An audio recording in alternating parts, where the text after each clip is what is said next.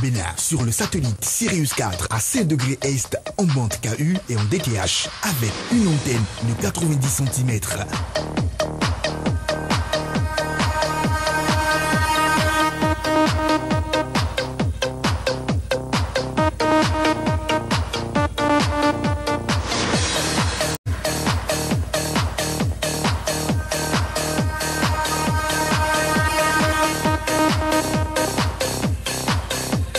Canal 3 Bénin est ainsi présente dans toute l'Afrique. Canal 3 Bénin, la passion de l'image.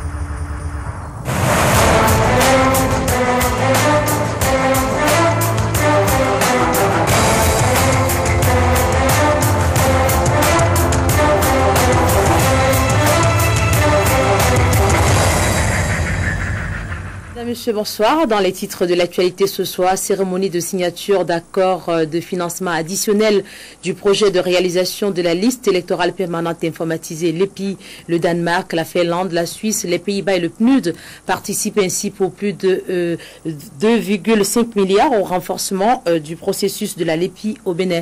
La cérémonie a eu lieu ce vendredi au ministère des Affaires étrangères.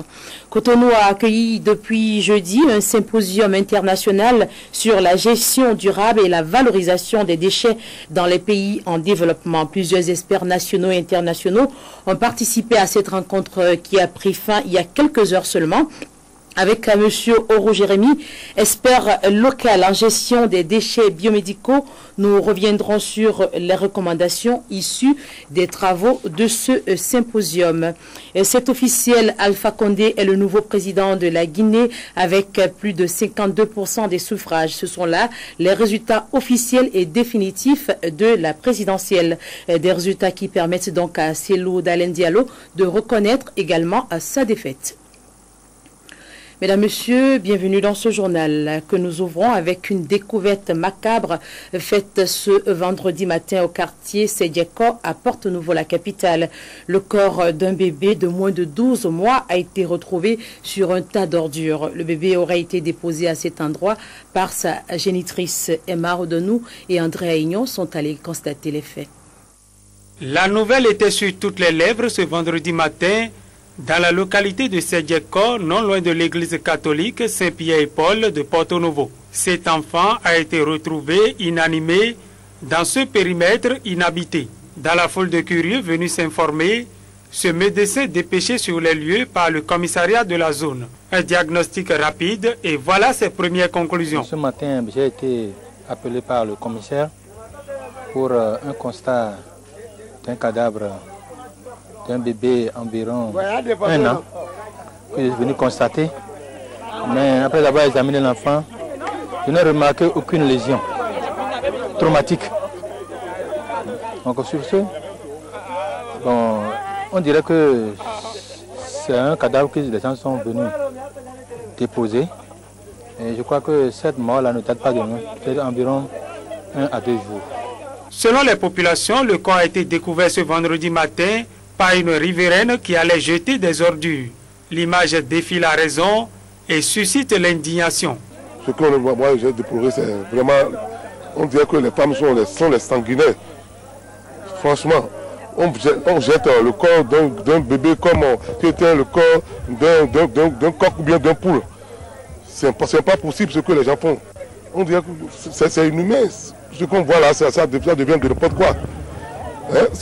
Au moins, si il y a quelque chose, tu peux appeler les gens pour parler de cela, mais avec tout ce qu'on a vu là, ça, ce n'est pas possible. Dans ce que les femmes font bien, il était complice avec son mari, ce que les deux ils ont fait là, ce n'est pas possible. Vraiment, quand je suis venue là, j'ai vu que c'est vrai, il y a un enfant sur l'ordi. Et je me demande que c'est vraiment une femme. Quelle est cette femme qui a l'audace de jeter son propre enfant sur l'ordi? Bon, je vais encore prier les hommes aussi. Si grossit une femme, Hein? Donc qui n'ont qu'à pardonner. Hein? Si grossit une femme, qui n'ont qu'à pardonner et accepter la grossesse, le maximum de charge de l'enfant, qui n'ont qu'à le faire. Ça ne tue pas. Les scènes macabres du genre sont de plus en plus fréquentes dans nos villes. Une situation qui interpelle en premier lieu la conscience de la couche juvénile qui doit discipliner ses instincts sexuels si elle ne veut pas assumer, malheureusement très tôt, les responsabilités qui incombent à un père ou à une mère. Remise de matériel scolaire et d'équipements de couture aux handicapés des départements de l'Atlantique et du littoral, œuvre du ministère de la Famille et de la Solidarité nationale. Ce geste est une aide à l'amélioration des conditions de travail de ces handicapés. La cérémonie officielle de distribution de ces dons a eu lieu ce vendredi. Geoffroy Messon, Tanguy Agoy et Clarisse Dassi. C'est ici, à l'espace contact de Bégamé du programme national de réadaptation à base communautaire, que le ministre de la Famille a choisi pour faire des dons aux handicapés de l'Atlantique et du littoral. Des dons en nature composés de fournitures scolaires, de tricycles, de matériel de couture et de l'espèce de 20 à 250 000 francs CFA. Nous vous remercions des appuis matériels et financiers dont nous faisons l'objet aujourd'hui. Ce geste est d'une importance capitale dans notre vie car il nous permettra de mieux nous intégrer. Sélectionnés par les responsables des centres de promotion dans toutes les communes des 2 départements, ces handicapés ont été regroupés en 3 catégories.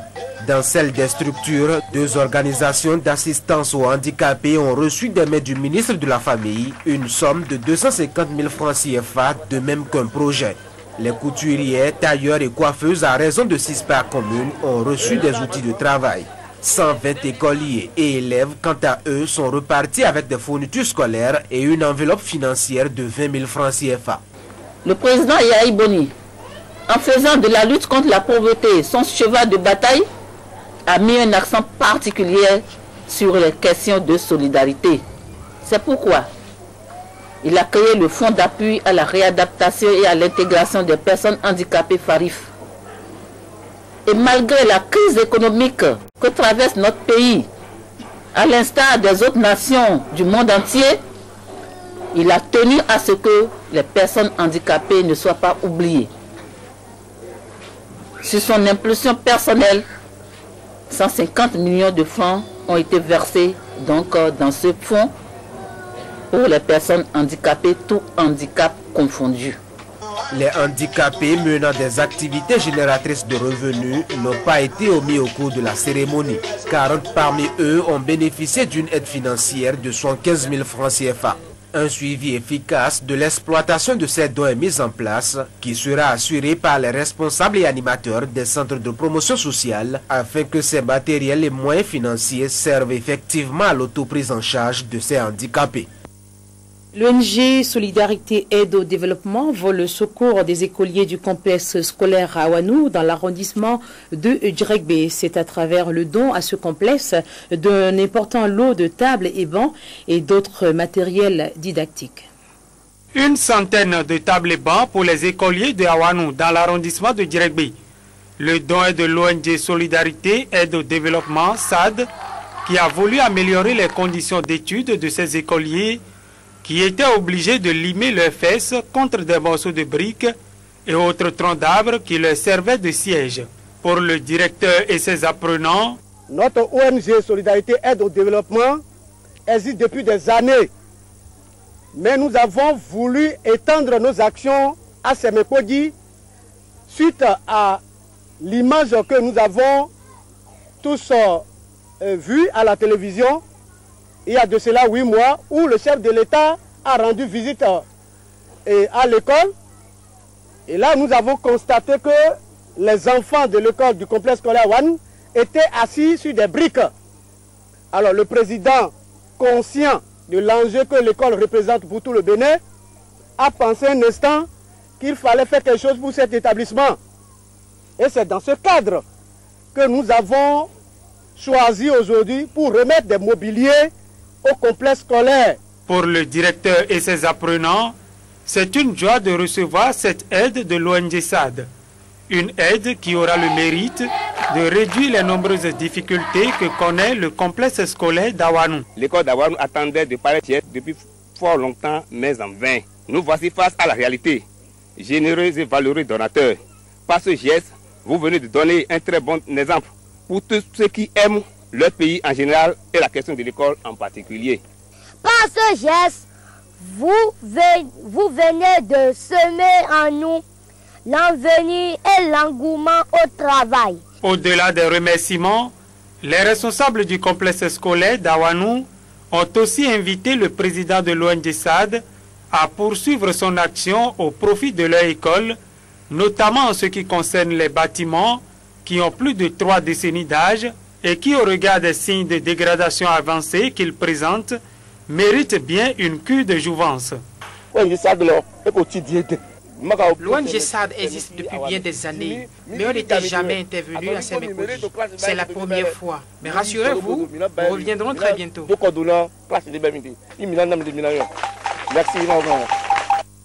Un projet visant à faire des écoles béninoises des centres de promotion de santé et de développement vient d'être officiellement lancé ce jeudi à l'Infosec. L'initiative béninoise des écoles promotrices de la santé est ouverte à toutes les écoles des cours primaires aux universités. Une conférence de presse tenue ce jeudi donc à l'Infosec donne plus de précisions sur cette initiative. Ronald Robinson, bienvenue au Ngbe. Inspiré par l'initiative mondiale des écoles promotrices de la santé, ce projet en adaptation au Bénin est une recommandation de l'OMS à ses pays membres. Une recommandation des chartes d'Ottawa et de Jakarta qui tiennent compte des expériences fructueuses des pays asiatiques émergents en la matière. Cette initiative part de l'idée que les